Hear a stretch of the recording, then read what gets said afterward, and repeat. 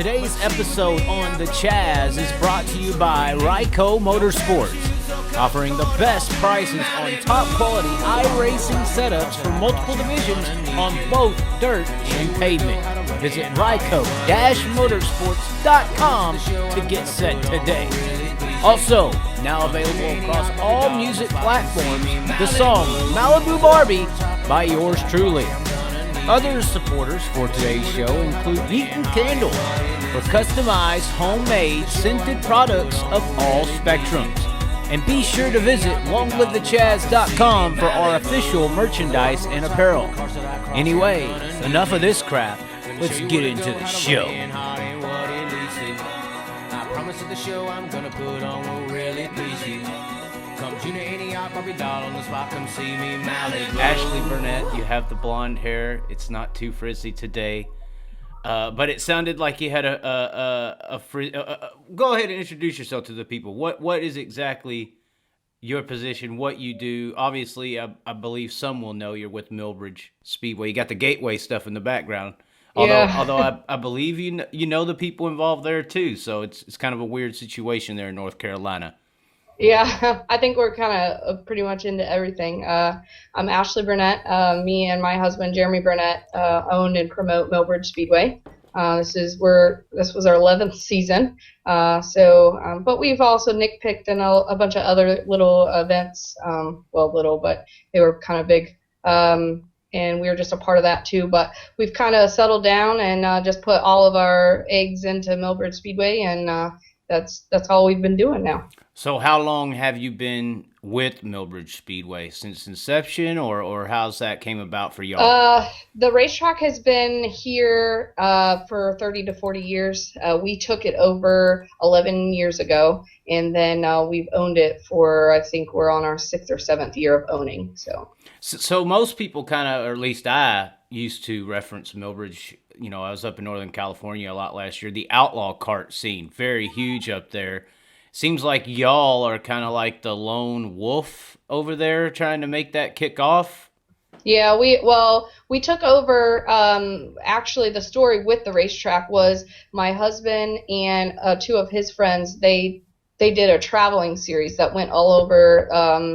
We went North Carolina. I think they went into Tennessee and stuff like that. And traveling, they did the Outlaw Carts? With the Outlaw Carts, yeah. And then we decided Millbridge was one of our stops. And the promoter at the time with Millbridge decided that he didn't want to do the racetrack anymore. And it was in the middle of our season, and we really wanted to continue to come to Millbridge. So him and two other friends, without me even knowing, showed up and said, hey, we leased the racetrack. What racetrack? Well, we leased Millbridge. So that started Millbridge with us. I told him at first I wanted nothing to do with it. I said, I don't have time to do it. Are you that lady? Are you the one who wants the driver out all night? You know, that the relationship deal with the racing world is interesting. It can sometimes be the mistress on the side, the racing world. Yeah, no, I wanted nothing to do with it. You just go do it, have fun with friends. Well, then the two friends decided that's a lot of work. I don't want a racetrack. So then it became Jeremy and I, and the rest is history.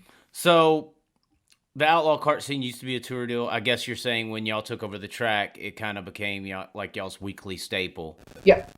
So and that started with just I think we only had 2 classes maybe, and then we introduced the box. We had the box stocks and the opens, and then we did the intermediates, and then we've recently added not recently, but as acquiring the racetrack, we added the beginner box stocks as well. So we've kind of grown it from a 2-class series to, just at Millbridge. There's other new tracks in our area that have opened up and welcomed the Outlaw Carts, but now we're up to 5 classes now. So you said y'all been doing that track for about 10, 11 years? 11. Mm-hmm. So 2009, I guess, is when y'all took it over. Yeah.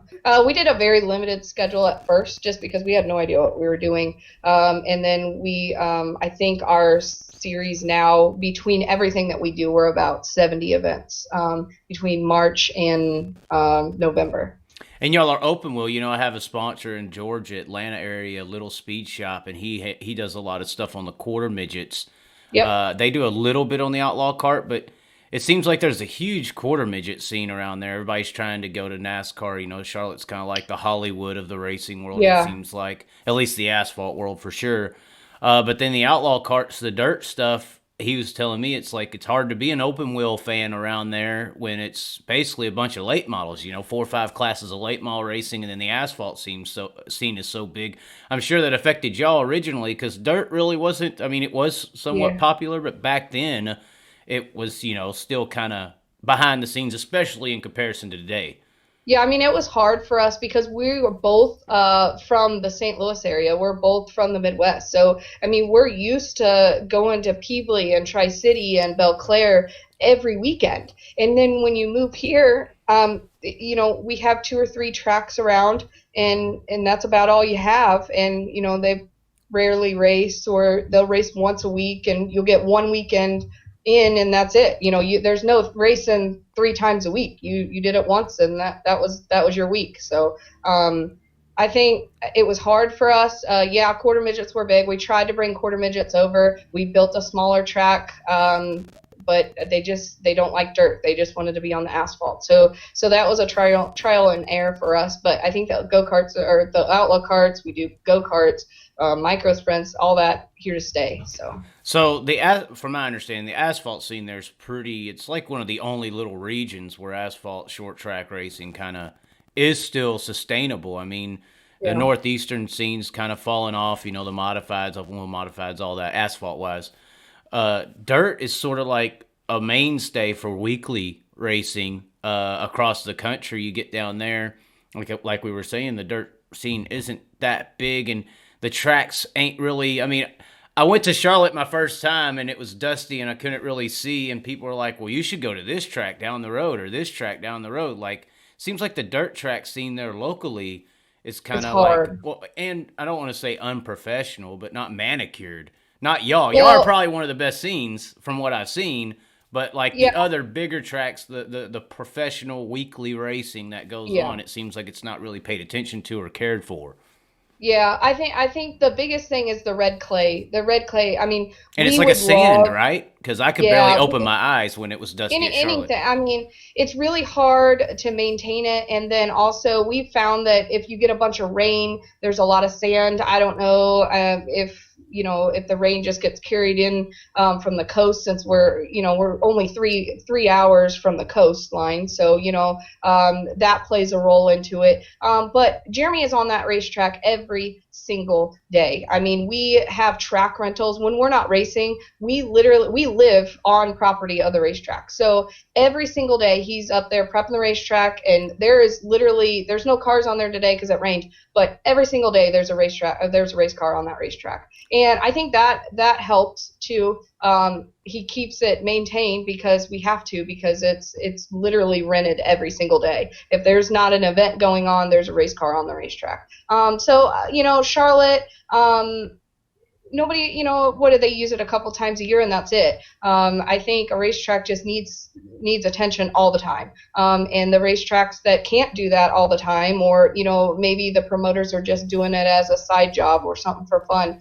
This is our life. This is our business. So we put all that time into it. And I think that's what kind of shows in the end.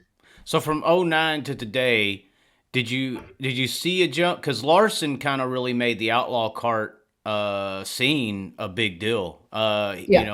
Just kind of how, Gordon and Stewart used dirt, and I'm not really for it, but used dirt to get to a NASCAR level, kind of put dirt at a learning tool area instead of a professional area. But it seemed like Larson did that with the, Outlaw Cart scene, going from Outlaw Carts to sprint cars, stuff like that. Did you see a rise when Larson, kind of made it to the NASCAR level, and then people started looking and saying, oh, he started at the Outlaw Carts, we should maybe get one? Is that when it really started going? And of course QRC is over there, Elliott is, so Yeah, I think we were just in a really good spot.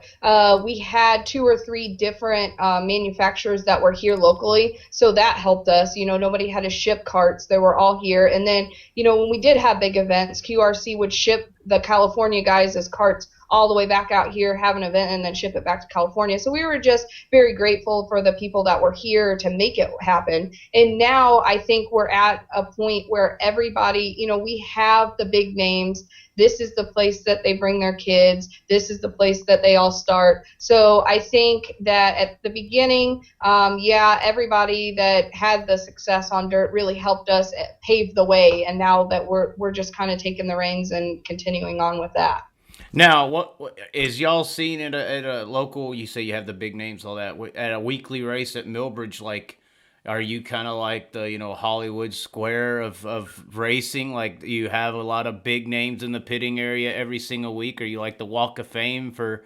I mean, are people flying in to see the celebrities as a paparazzi? I mean, what's the scene there? If I didn't get shut down this weekend, that would have been the case. But I guess we'll talk about that later. But I mean, we have Brexton Bush that started with us, Owen Larson's with us, Boyer's Child, they just got one, and then there's another big one. He's getting it for Christmas, so I'm not going to talk about it. But there's another Cup driver that had gotten into the box stocks this year. So yeah, I mean, there's and then not even drivers, crew chiefs and crew members, everything. You know, what we do is we run on a weeknight. Most racetracks would say you're crazy. That's our big nights. It's Tuesday and Wednesday nights.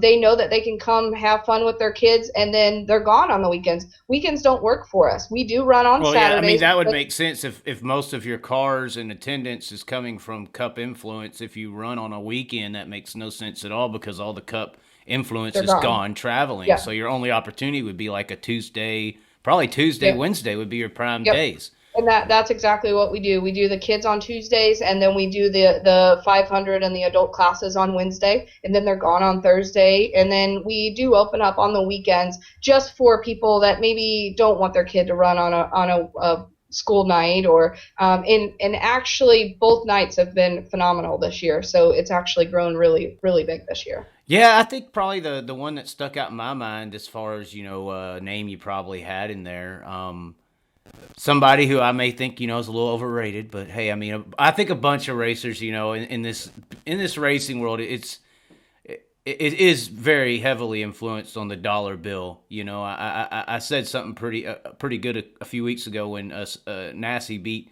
everybody down there at the Snowball. I was like, NASCAR is kind of like the best of the rich, not the best of the best. And I just think that's, kind of the case. I mean, there is this money factor that is not equated. But somebody who's in that, spectrum, Hailie Deegan, came down there, and it looked like ran a micro, and she looked like she performed very well, very quick, really good. Yeah, she got on. Did she have any of these track rental days to get ready, though? Not really. I mean, she probably ran a couple times right before, but I mean, she really impressed us. I mean, she's part of our family out here, and, whatever she moves on to, we support her. But, I mean, I know that she hasn't been out there much lately, but when she was out there, she did pretty well. No, and it's hard. I think dirt racing's a hard thing to do. It's a little bit more extreme, you got to be up on it. Not only just dirt, but female in motorsports, period. It's a rough thing. It really is. We just all get that persona of why we're here, and I think Hayley is, and I do the same thing. There's people that I see in motorsports that I question why they're in motorsports. Are they here to really improve themselves? Do they really want to race? And I've seen a lot of female drivers come through.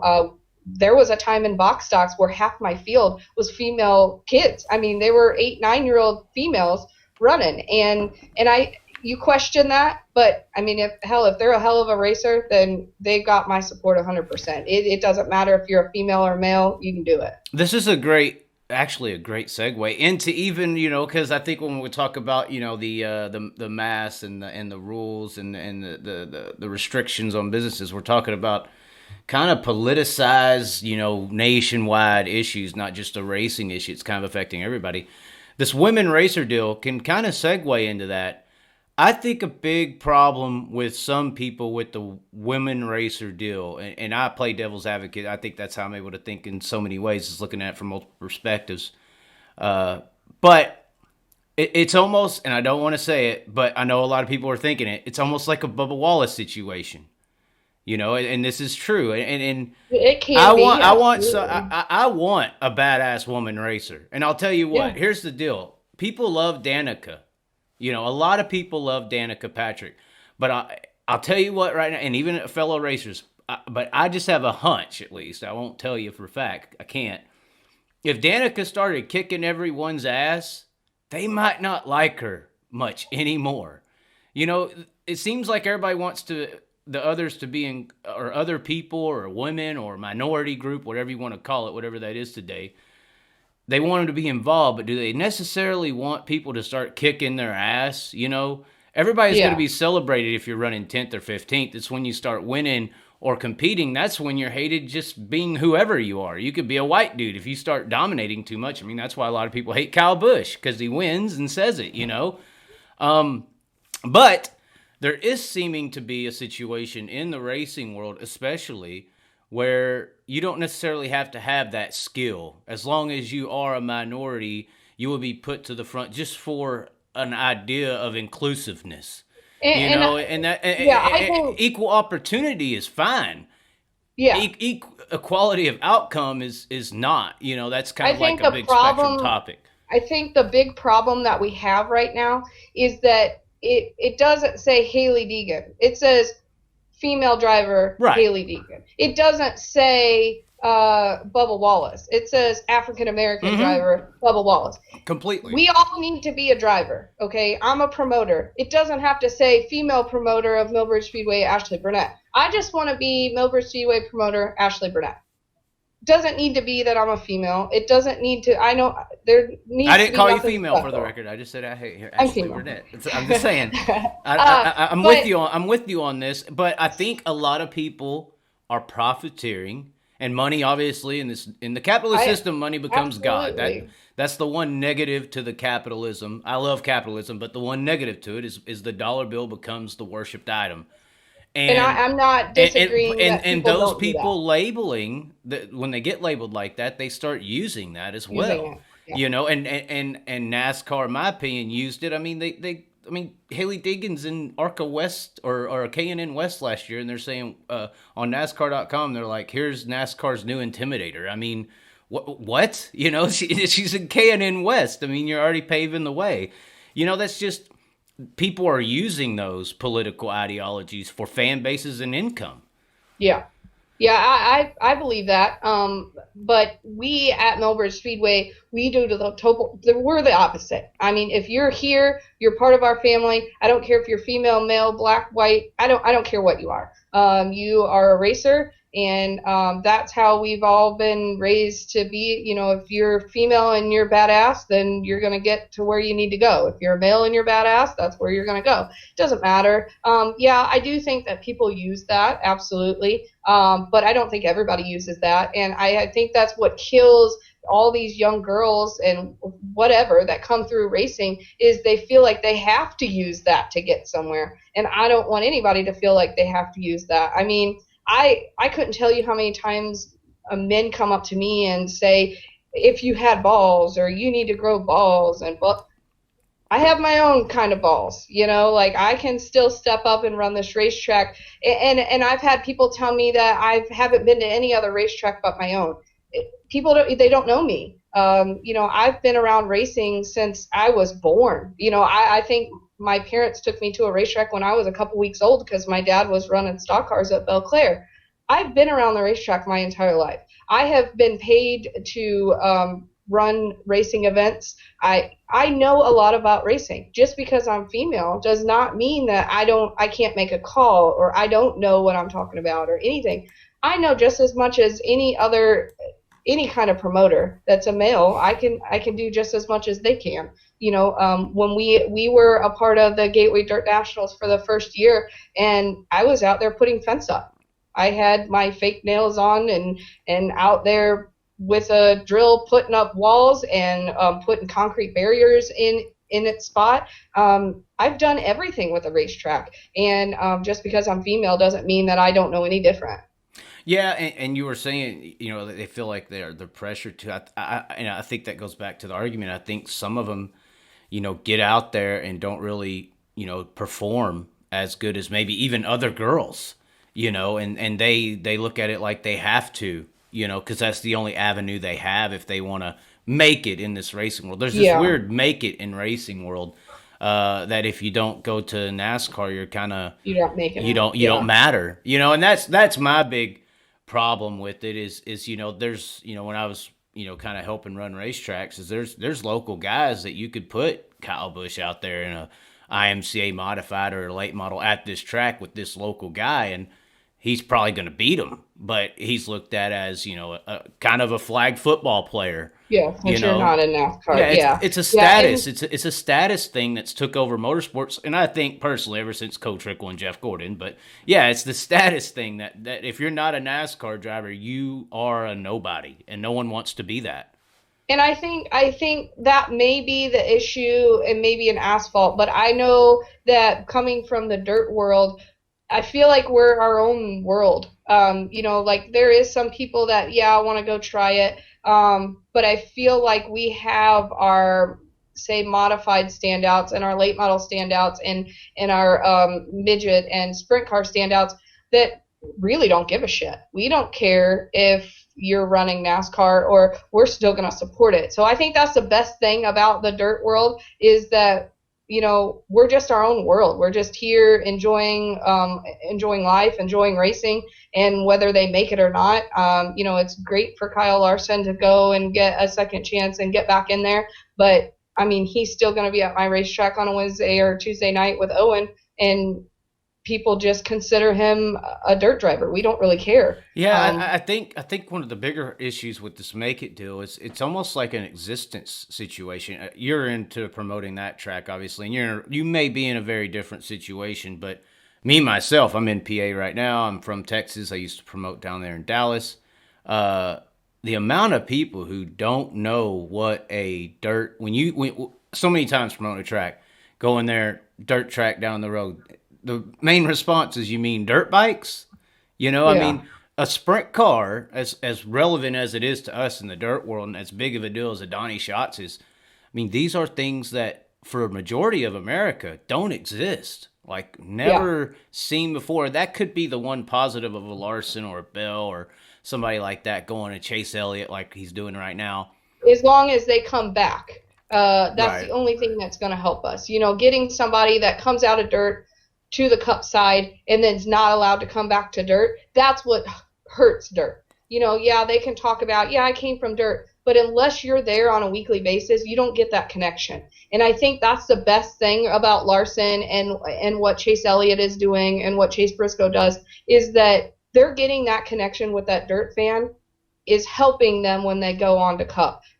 You can't just go dirt to cup and then not come back to dirt. Like a Jeff Gordon basically did. That's why most people like Tony Stewart, I think, is because you lose that connection. Well, Jeff Gordon went there from dirt and kind of ignored the sport. He really didn't really acknowledge dirt publicly at all. But Tony Stewart came along and then all of a sudden did, and I think that's why he became as famous as he did. Was he was like the dirt guy who didn't turn his back on the community. Well, I mean, to be honest, when I watch, I rarely have time to sit down and watch a cup race. But when I do, the people that I root for is the people that support me and that is out in the dirt community. And not only us as adults, but the kids. When the kids see Kyle Larson walking around my pit area on their race day, they get excited, and it shows them that they can run dirt and still make it into cup as well. So you got to keep that connection with the fans, and that's the best way. Well, a little ideology as far as my stance on the whole situation there is, like you said, when you tune into a dirt race or a NASCAR race, you cheer for the dirt guy. I look at the history of the sport where dirt racing used to be on ABC. Kinzer and Swindell, big names. I mean, Doug Wolfgang known, running Silver Crown, running big things. And then, like I said, kind of a shift came along in the motorsports world. And back then, it wasn't just like World Outlaws on ABC or it was big block modifieds. It was NASCAR. It was IndyCar. It was kind of like all different types of champions. IROC kind of started that way. You had all these different champions that were well known and pushed to the public. And then NASCAR kind of just took over the scene of racing, it seemed like, in the 90s. And to me, and the Dirt Star kind of changed too. It went from this, our icon is a Kinzer Swindell, to our icon is Jeff Gordon's, Tony Stewart's. And that is kind of the marketing machine I say NASCAR kind of used with Hollywood, the Cotrickle Effect, I call it.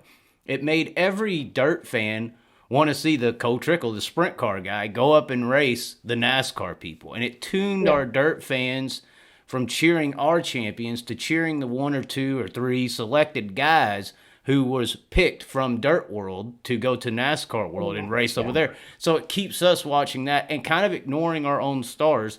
I mean, I see that a little bit. Late models, not as much. Obviously, they didn't have, that Jeff Gordon effect, So that's the only negative I see with the Larson stuff, is that they are the reason we're not building, our biggest names in open wheel sprint car world is Larson, Stewart, Kane, Gordon. I mean, the trend is there. Bell. It's the 1 or 2 Cotrickles, and they overshadow our Donnie Schatz or our other great drivers that have been here for 30 years, but we're not supporting them because they're all of a sudden not the high status name in sprint car racing to us anymore in the dirt world community. That's where I see the issue in it. Yeah, I mean, I can see that, but as kids and seeing, we've got 40 to 50 kids that are racing between the age of 5 and 9. When they see people like that, they don't consider them as being a cup superstar. They just see them as a superstar. So I guess it's kind of like how we learn of who was what. I don't see anybody any different. Right. When Chase Elliott showed up, to me, he was a competitor in my event. Like, it wasn't, oh my God, that's Chase Elliott, the Cup champion. It was just Chase Elliott. Well, compared to Larson, he's probably, the same height as you, or something a little higher.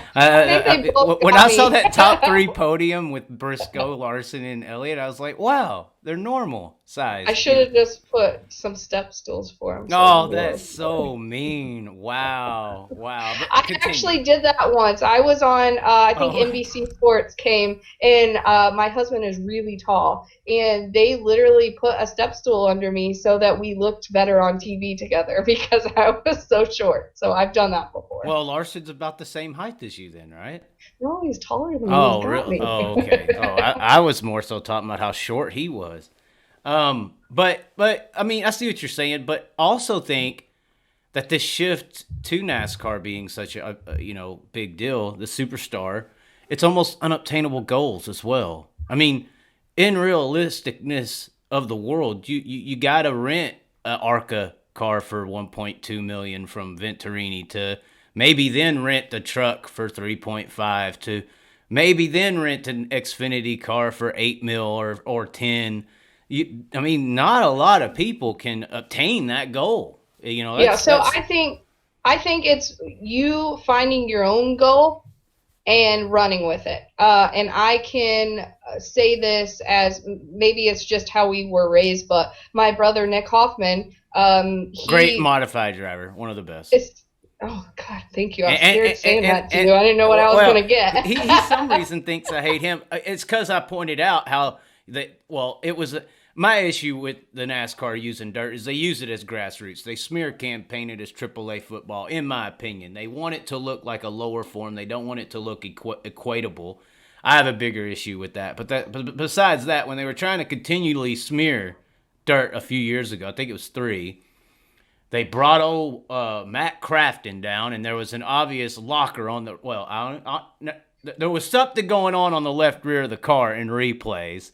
And I mentioned it, and it was one of his cars, so he thought I was being mean to him. Not the case. But I like Nick Hoffman. He builds good chassis, too. Longhorn, though, whatever Longhorn's doing with that new modified they got is dangerous, so he better look out. I'm not worried about that. That was dangerous. I mean, Strickler destroyed them. He destroyed them at Charlotte. But continue, sorry. So I think it's how we were raised. we found our goal that we wanted, and it's so weird that the goals that both of us had, I really grew up wanting to own a racetrack. I don't know how it fell into my lap that I did. I wasn't looking for one, but I grew up wanting to run racetracks, and now that's what I'm doing. And my brother grew up, his dream wasn't to go to NASCAR. He just wanted to be good at what he was doing. He's dabbled in with the truck series before, and it's just not what he wants to do. If somebody came to him tomorrow and said, you can run my cup car for free, absolutely. But my family is not going to put up a mortgage on the house to go buy one ride at Charlotte. That's right. We're happy with where we're at. I'm running a very successful racetrack, and my brother is one of the top modified drivers in the world. That's all he cares about. Now, don't you think one of the top modified drivers in the world should get top modified? And once again, we're back to not knowing what a dirt car even is. What's a modified? If you told a regular person you ever watch modifieds, they think you're talking about like a 65 truck modified to a car or something. I don't know. But that's my point. Shouldn't at that position that he's in be getting more status, getting more respect? I mean, the unfortunate truth in the racing world, this is when I really get mad. I'm not going to get mad right here, but is when, a superstar of dirt racing who is just as talented, deserves the respect, the national notoriety, gets basically ignored, unknown, and the only way, and this is when I get pissed, that you're going to hear about him on ESPN is when he dies. And if he doesn't die, you're not going to hear about him. Yeah. Unless he gets inducted into some Hall of Fame no one's heard of with Dale Jr., Kinzer I'm referring to. No one's hearing about these dirt guys until they get killed or burned or something like that. That's what Harley White, female racer, amazing racer, there's tons of racers out there just like her. She had to get burned to get a story on ESPN. Bryan Krautheim did all he did. Didn't hear about him. Once he dies, now you hear about him. Greg Hodnett, Jason Johnson, the list goes on and on. This is where I get upset because these guys are just as skilled in their craft. Go ahead, okay, NASCAR guys are good in a NASCAR Cup car. But these are guys that are skilled in vehicles with just as much horsepower as a Cup car. Probably, in my opinion, a little bit harder to drive. The competition, obviously, is going to be 2 to 3 times as much because it costs 10 times cheaper to compete, so that's where I have an issue with it as well. And that status is probably why this status block of nobody in dirt, somebody in NASCAR is why they're probably charging $8 million to go to Xfinity, because you're not really paying. You're not that can do it. Well, you're not really paying to race NASCAR. You're paying to elevate your status, to become famous. It's more so like the music industry than it is like a football or NFL. So owning a racetrack is exactly the same way, a little different. But we live in a town that pushed for this racetrack to be shut down many, many years ago. There was this big lawsuit of, we don't want this racetrack, get it shut down. And the owner at the time pushed towards it and said, yeah, I'm going to fight it. And he fought for this racetrack. And obviously we got to stay. But so the town doesn't really acknowledge us. So we're right in the middle of Mooresville, which is Race City, USA, and then Salisbury, but we're technically in Salisbury. Salisbury wants nothing to do with us. Unless something happens at this racetrack, I'll say this, they've been here once to see what we have going on. The newspaper has been here once. And when they came, they made a really good story about how we have these kids that race, and we have a lot of stories here. No one gives us the time of day. But as soon as we were racing during COVID, there it is. Somebody wrote into the paper and said, who's letting this racetrack race when COVID's going on? They put it in the paper. And that is we've had 2 articles in the paper in the 11 years we've been here. And one was about that we were racing during a pandemic. Right. They don't care about you until you're dying, and essentially you're going down. Until you're doing something where you're going down. Yeah, absolutely. I think absolutely. And if there is anything that I can do, I have a very small racetrack. I can't change the world. Well, you try to do some big things. If there was a way to change the racing world, absolutely. I would want everybody to get the notoriety that the Cup drivers do, because I feel like we do have more talented drivers over here, and I feel like we're having more fun. But that's the best thing about dirt racing is we're not political. No, we're just dirt racers. We just go have fun with our dirt racing family. And we're one huge family, and we just have fun. That's all we want to do. Well, we don't. There's multiple things to address there. Not political. Maybe over there you're not, but it seems like there's when they talk about the red wave, you go to a dirt track, you experience the red wave, and I'm kind of in the middle. But that's where I see. But I hear what you're saying. It's more so just do what you can, how you can do it. You had the town there. Obviously, like you said, you're not doing too big of things there, but you tried to do this midget event, and obviously it looks like this COVID didn't really. What was the deal there? So they wrote about you for racing period during the COVID prior to the midget show, and now all these reinstilled regulations.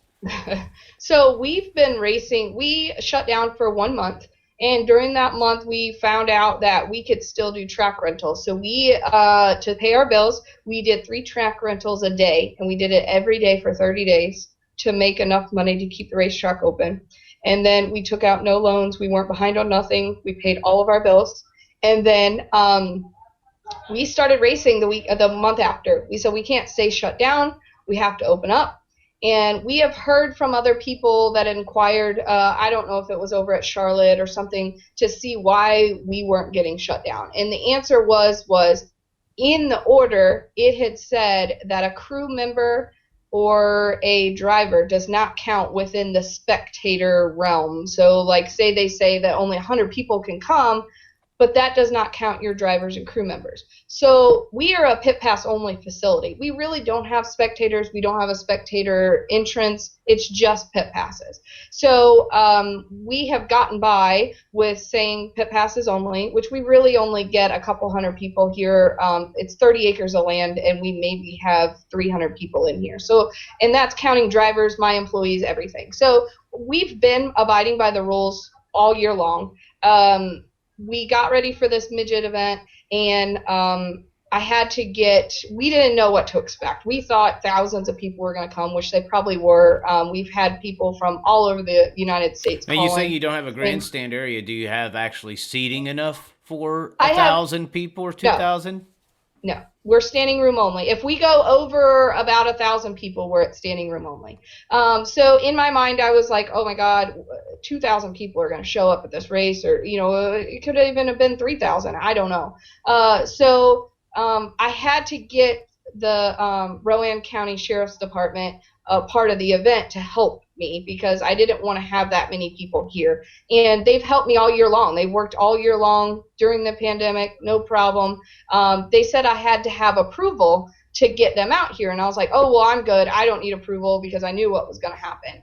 And they had sent me a certified letter. Well, they had called me 3 days before the event when we announced that we were going to be pit pass only or crew member only, and said, just so you know, you can only have 50 people. And I said, well, why is it 50? It's 100. And they said, no, it's 50. And she said, I'll send you the executive order. Well, on Friday morning, they knocked on my door with a certified letter from the state saying, you can race, but you only can have 100 people. And so they changed. Well, hold on. So it went 50, 100. They're just like throwing stuff at you. It went from 50 to 100 within 2 days.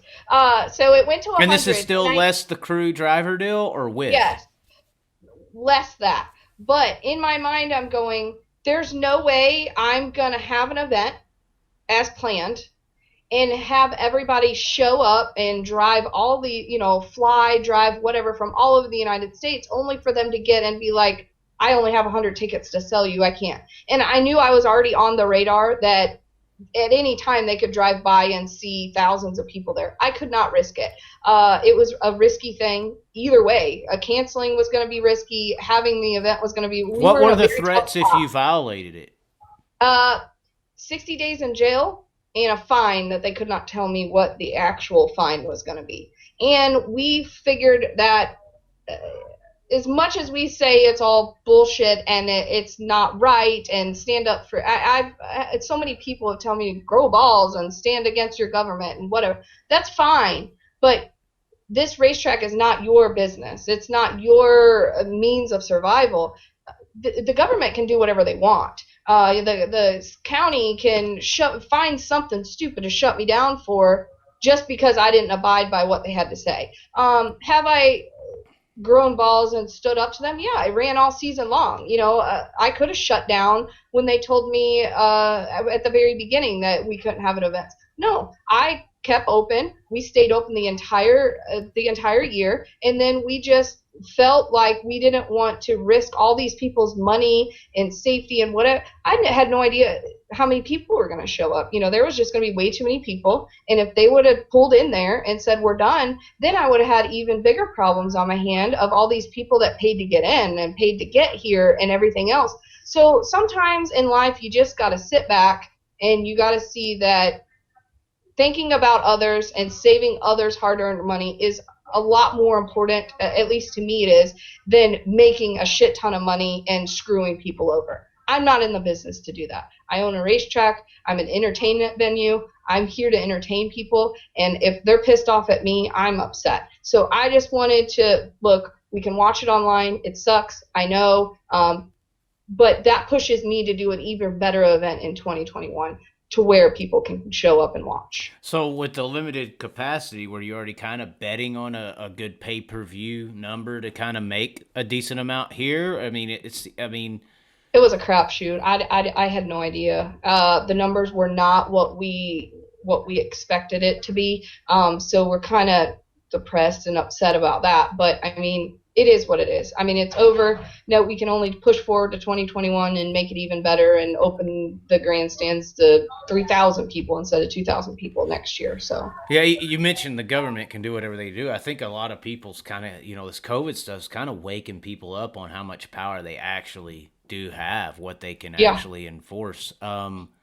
What are y'all looking forward to? Like the vaccine, they're trying to roll that out. It seems like they're trying to make everybody do it. There's all kinds of stuff with this COVID stuff. How are y'all even thinking of going after it? Are y'all planning to go, this is my yard type idea, or whatever we got to do to work and get through it? I mean, it kind of seems like that's the only options you got right now. Like you said, stand up to the government or just submit. It seems like all the options we have. Tricky. It really is, because, do you want to go against them and have a court and maybe go to jail and put money in your pocket? Their court costs are free. They live off of our tax money, so you're paying their ability to sue you. Paying them to sue myself. And take you to jail. Isn't it beautiful how they do it? It's just amazing. It's just tricky. You just gotta abide by what you want to abide by. Maybe just walk the line, really. That's about all that we're trying to do, is just walk the line. Like Johnny Cash. I hear you. Exactly. We did not get a very good governor. Some things that other people don't know, not in North Carolina, is that a governor that was going against our governor liked racing, and he sponsored race cars and everything else and was helping racetracks go against our governor. So we thought we were going to have it in the bag once he got, elected in, and it didn't go our way. And now we're back to our other governor. He got reelected. And the governor that was helping everybody in racetracks, our current governor, saw that, and he was like, well, I'm going to go after racetracks. This guy is getting all this support from the racetracks. I'm going to take it out on them. In the middle of the summer, every racetrack in North Carolina got a letter that said, we're going to let you run, but you can only have this, this, and this. So they were watching. I mean, if you're a racetrack in the middle of the sticks in Midwest, they might not be watching you. But North Carolina made it a plan to watch all the racetracks and see what they were doing. So we were being watched all summer long. All political is what you're saying, politically influenced. Yes, they knew that this new governor really liked racetracks and was helping racetracks fight. And he did not like it, so he took it out on the racetracks. That's interesting. We're kind of getting a lesson in civics, too. Everybody thinks if Trump, loses or whatever happens here, like, it's over for our liberties. It's like a president can't do that. You know, there's 3 branches of government. You know, he's just executive.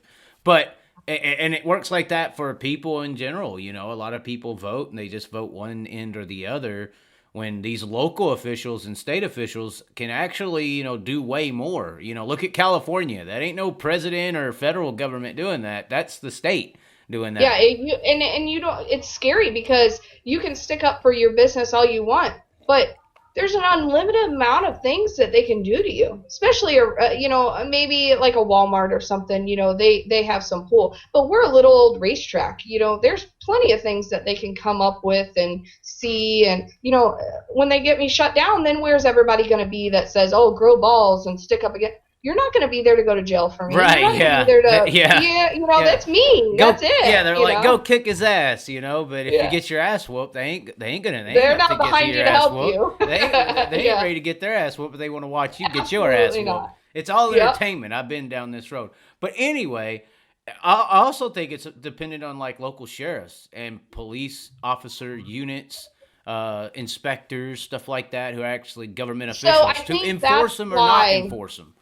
I think that's why we got through what we did. Was our county was over it. They didn't care. They helped us. Local officials, back to local officials. The local officials can make a difference.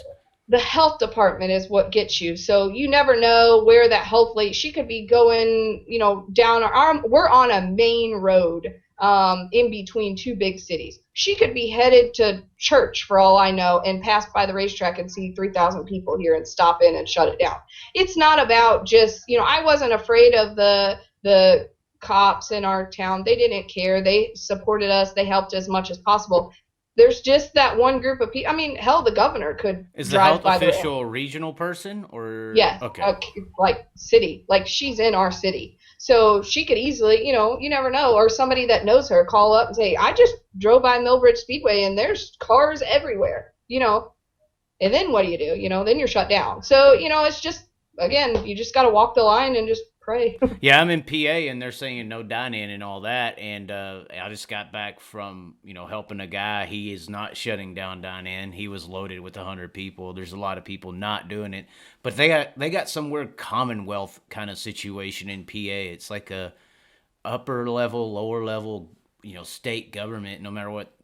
It's weird. You know, it seems like you can get away with anything you want around here. But North Carolina, I noticed there's weird racing like laws, even tax things going on. It's like they're very sophisticated as far as like, I know I was talking to Shots and he's talking about there's like a winning tax, like a racer's winnings tax that you get taxed when you win a main event. Like if it's 10,000, I think it's like 10% or something of that's automatically gone like instantly. So North Carolina seems to be very up and up on what they're doing with the race cars, drivers, teams, tracks. Is there any other way? I mean, you got to have some kind of pull. You mentioned you have all these big names in there. Can't they, like, you know, slap somebody around? You know, they're in Illuminati for crying out loud. Send the mafia down there. You know, they got somebody on their side. Yeah. You know, I mean, is there any pull there? No one's told me yet. no, there's no pull there. No motorcycle gangs. All this moonshining. All the you know, historical drug runners in the cartels back in the day. They're just all gone. They vanished. You know, you can't get none of those guys. I think I like just being on our own. Like, to our town, we're still just this little go-kart track, which I'm kind of good with because I can do whatever I want and people don't pay me any attention because I'm just that old go-kart track. Like, I don't even think, when we bought the racetrack, there was nothing there. Like, it had no walls, no fencing, no nothing. Is that why you don't have, like, a seating section? You don't want to get it too big? Well, I mean, we want to now. Because if you want to bring in midgets, you got to expect to get 3,000 or 4,000 people, you know? We were kind of just growing with our facility. So, like, a story about we didn't have any seating, really. I mean, there was some concrete bleachers down the front straightaway when we took over. But we went racing with my brother in Volusia. And when they tore all the grandstands out at Volusia for the sprint cars going over the fence, those are my pit grandstands. We bought them from the guy that took them out. Decent size. Yeah, so you know, that's my pit area grandstands. I do want to do grandstands down the front straightaway, we're kind of limited. Our facility is only so big, and that's a good thing and a bad thing. Right, and if you built it up, it would be for like once or twice a year instead of a weekly actual use. Yeah. So we look into bringing in grandstands. We'll bring in grandstands. We actually had some grandstands to bring in for this event. Obviously, we didn't because we weren't going to expect the people. So we can work around it, and when we have big events, we can put up some grandstands and stuff. But yeah, we do want to grow with it. Each year, we take all of our billboard sponsorships and we do something different. This past year, I did a whole new scoring tower. We've done new fencing, new walls. So every year, every bit of the billboard sponsorship goes towards it. So this year is going to be some LED lighting. We need some new lighting for the racetrack, and then after that, we'll go towards the new grandstand route. Now, as far as sponsors, obviously, you listed the names. You're in a very big, money market for racing, although everybody's trying to get in the cookie jar, Yeah. How is sponsorship support for the track relatively easy from other stories you hear, or is it a little hard to work on? Is everybody penny pinching? What's the deal? Yeah, I'm really good at selling billboards, but we're really cheap because we just want more billboards than we do money, I guess. So we're not selling stuff like we should. We're just not money hungry people. We're just enjoying running a racetrack, and we just want it successful. We've always said that if it's a really good show and we lose money, we would rather that be a shitty show and make a bunch of money. So we're just enjoying what we're doing and growing this racetrack. And if money comes our way, money comes our way. As long as we're paying bills and we can pay ourselves for doing work, then that's all we care about, really. So we're not in it to make millions of dollars. Although people swear that I was called this week. Somebody messaged me and called me you're a typical promoter. Well, what's a typical promoter? Because my pit passes are $12 to get on a weekly basis. $12. That's it. I don't care if you're a driver, adult. You're $12. Typical promoter is not. If you wanna put a typical promoter, what does that mean? Is that somebody that's money hungry? That's not us. We're just wanting to just enjoy life, enjoy our racetrack. We have a 6-year-old that we would love to grow up and take it over when he gets older, and we want it to be successful for him when he gets there. So we're just in it for fun. We want to help other businesses. So we've done trades with people before where we'll put your billboard up just to help you sell some stuff, or give our racers a free fire suit, and I'll put yeah, we want money. We put it all back into the facility, so any money that we get all goes right back to the racers in the sense of we improve our facility. But other than that, we're not out to make $1 million. We're just here having fun. Well, you did say, track rentals. Obviously, that helps out every now and then. I would assume there's some, pretty decent names in the area that have wanted to try, dirt racing out, and they probably have went and like a Hailie Deegan. There's some others.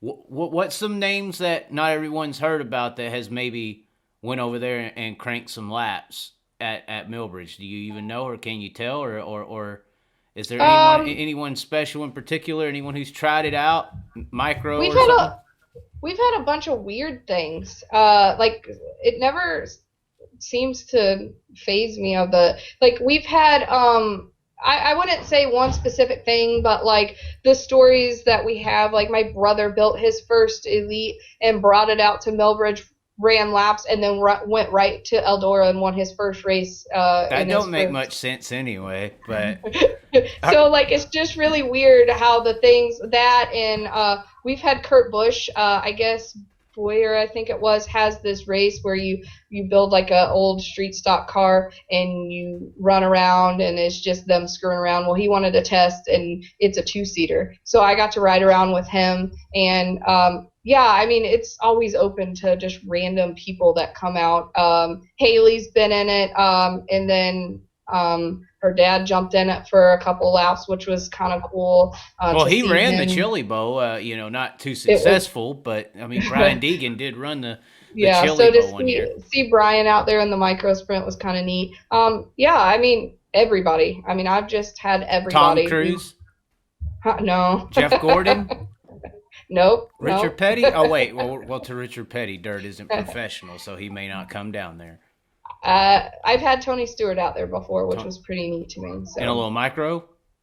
No, I don't even know what he was in. It might have been a micro. I'll tell you what. It's been many, many years. The micro sprint racing's huge, especially here in PA. I think if you built a professional micro team and just traveled kind of like an outlaw schedule, you could probably make more money compared to how much it costs to run it than you could in an outlaw team. An outlaw team costs a lot to push. What I'm saying is, like, somebody who puts together the best micro team in the world and travels to big races and wins them all is going to make more money compared to what they spent than somebody like a Donnie Schatz who puts everything perfect together and wins everything, or Larson. The money just doesn't kind of add up to make sense. You can win more money than you spent on a micro. Yeah, the team. micro. I love the micro sprint stuff. We just started.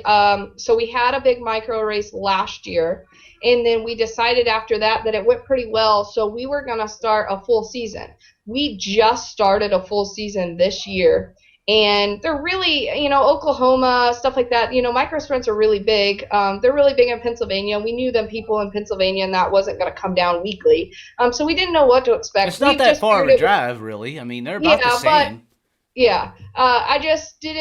didn't have high expectations. We just wanted to start out the season, see what happened, and then just grow on it and just build it. And we started this season, and we've had a B main. We had a full field plus B mains in every race this whole season for the micro sprints. So then we had our big race this in November, and there was over 100 cars. So I like the micro sprint stuff. It took a little bit for me to get used to because I'm an outlaw cart girl, or out of the streets, all of the street cars and stock cars, and just the open wheel stuff. I go to Chili Bowl every year. It's just not my thing. It scares me. And then to bring it to my racetrack, it was just scary to me. But outlaw carts are insane. I see people. I know. I've just been around it. So. Hey, I see people flip. I see people doing some dirt. Well, mainly California. But they'll be doing some dirty-ass moves in those outlaw carts, just going in there and just taking front ends off, flipping people down straightaways. I'd be scared to get in an outlaw cart more than micro. I think just how big they were just scared me. It just looked so big on our little racetrack. But I'm getting better, and I got really good, and then Jeremy came to me and said, we're going to run a midget show. Then all hell broke loose, and I just lost it all, and I was just very scared. I can't find any highlights of it. That's my only critique of Speed 51, no highlights. Flow, I'm telling dirt vision, flow. They put out highlights where I can't even see a lap of. Well, I think I could see a lap on your personal Facebook page from the infield. That's about it of some hot laps. I can't see highlights or nothing right now. I'm trying to get something put together with them, so we'll get something. Speed 51, man. Speed 51. I don't even want to talk about it. What I know, but it seems like things are going good down there. The micro deal, I feel like probably, I guess you said weekly, but the big events, they seem to really hinder in a lot of race cars. The Outlaw Cart deal, I think, races closer to a big sprint car, but that's something the guys at the little speed shop were telling me. It's like you can get Outlaw Cart or micro, but after that, in that region, there's really nowhere to go. You can't go like sprint car racing there. Yeah. You have USCS and you have that 305 regional series, but nobody really wants to, 305s. I mean, you got just as much in a micro, and they're a little bit more fun, more competition. Could probably say the same for outlaw carts, but there's no big sprint car presence in that area to go up if you're a big dirt fan or aspiring racer. I think that was the big thing for us to bring midgets here, is that no one's doing that. So it was great to us to bring that to North Carolina. Did it go over as planned as far as fans? No. Did it go over as planned as far as entries? No. But we think it was perfect. We wanted to make sure it worked before we threw a ton of money into an event. So, we thought the car count was perfect. We had a full field. There's not that much more that you can fit on our little racetrack. So we had just as much as we wanted. It showed that they can go 3 wide. It showed that they can go 2 wide. Lovely. I mean, the passes were great, and the slide jobs were great. I wish I could see them. boosting you up, getting you ready for it. Yeah. So I think that showed that we can do it. I think a lot of people were iffy about coming, and that's why they didn't come. But I think that the show that everybody put on showed everybody that it's a good little bull ring to have. So maybe that opened up to bigger things in the future with the midgets. It worked out for NASCAR. They got to debut Chase Elliott on dirt with a podium. And he did. I mean, some people, and I even want to say, it's only 12 cars. He didn't do shit. Fuck them. But really, I mean, he did outrun C.J. Leary. He did good. CJ Leary is a badass. I don't know. CJ Leary is a badass. He outran him in both races.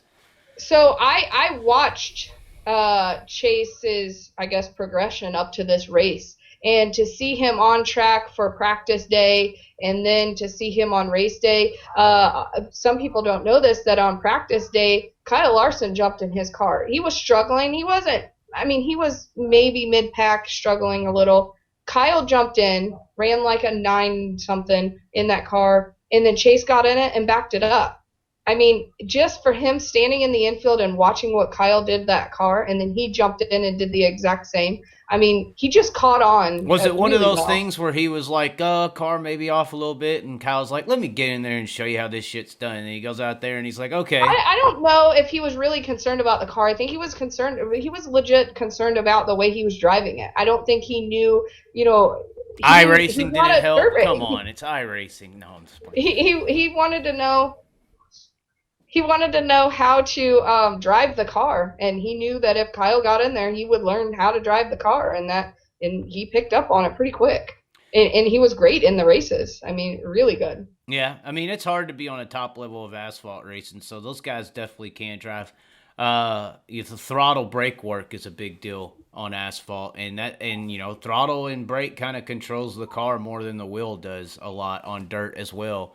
I think if you think about it, I mean, a bigger racetrack, I think he could have weaseled his way out and went to a really big racetrack and just mashed the gas and just turned the wheel. He went to the smallest bull ring you can find to figure out how to drive that thing. People don't see that either. That's not easy. Anybody can go to a Charlotte, or it's maybe not that big, but anywhere, and just mash the gas on the top and just turn the wheel. Right. When you're in a bull ring, you're gas, brake, this way, that way, left, things right, happening quick, fast. Yeah, everything happens pretty damn quick. So I give him credit for that too. It'll be interesting what happens at the Chili Bowl. Of course, a lot more people. It's there. A lot different. But CJ, I mean, honestly, it was. I was sort of impressed just because CJ Leary is no joke. I mean, CJ Leary is a tough guy to outrun. He's done a lot. One of the top dirt guys. I don't know. I still go back. I'll be fine with it once, the Nick Hoffmans of the world get the same notoriety as the Chase Elliott's, because I think they both should, and currently they don't. Well, maybe he'll go into the Chili Bowl and show everybody something. I don't want to be I'm just mean to terrified people. of that. No. Well, hey, the Chili Bowl, it's a small track, but they get going. I think they were averaging 88 miles per hour a few years ago, so that's very fast on a little short track. It looks like you need to get out. We're just a little over an hour. Any shout outs you want to give, or anybody you want to yell at or cuss out? This is the perfect show and time to do it. Trust me. I know that. And that's what I had told you. I don't do negativity. So there's no such thing. You sitting there saying that the 100 people on the property is BS is positivity for you, but it's negativity for like the governor. There's no such thing as positive and negativity. There is perspectives, and those control the positive or negative effect. We just want to all live a happy life and be proud of each other. Well, support. I want everybody just to support everybody. That's it. Whether you're in a shitty spot in life, if you support others and be happy for what they're accomplishing, it shows the difference in yourself. So that's my big thing, is just, as much as you hate somebody and you want to tell them, I don't know, it's just easier to just I don't know, there's some satisfaction. I can see it in your smirk. You've told people off. I can see it. Anybody that's watching this that knows me knows I'm an angel. I have never told anyone off. And I'm just a very happy person. Oh, wow. Wow. Now we see the real mask that you're wearing. Okay. But yeah, I mean, everybody that supported Millbridge Speedway and everybody that stuck behind us. I know Tim Clausen said some amazing things about us after the midget race. And, you know, you have a lot of keyboard warriors that like to talk shit about a race. Oh, you had 12 people and blah, blah, blah. And then you see something like Tim Clausen say, and then it's like, you don't care about what they said because I don't even know their name. So, you know, people that stuck behind us, Chase Briscoe was really good with telling us to, you know, just push us off the ledge. As promoters, it's hard to be pushed off a ledge. And to have people like Tim Clausen and Chase Briscoe push you off that ledge and go for it and it be successful, it means the world to a promoter. So sponsors, everybody that stands behind us, thank you. And we'll just continue doing what we're doing, and maybe 2021 will be even better. All right. Well, it was good catching up on that situation. MillbridgeSpeedway.com, I'm assuming, is y'all's website? Yep, and then Facebook and Twitter. Millbridge, okay. All right. That's good to know. Thanks for coming on. Thank you.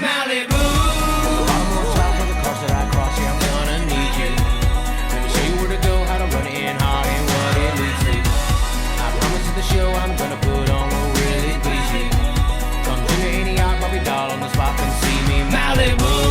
The bottom or top of the cars that I cross, yeah, I'm gonna need you. Let me show you where to go, how to run it in hot and what it leads to. I promise you the show I'm gonna put on will really please you. Come to any yacht, Bobby doll on the spot, come see me Malibu. The bottom or top of the cars that I cross, yeah, I'm gonna need you. Let me show you where to go, how to run it in hot and what it leads to. I promise that the show I'm gonna put on will really please you. Come tune in any yacht, Barbie doll on the spot, come see me Malibu.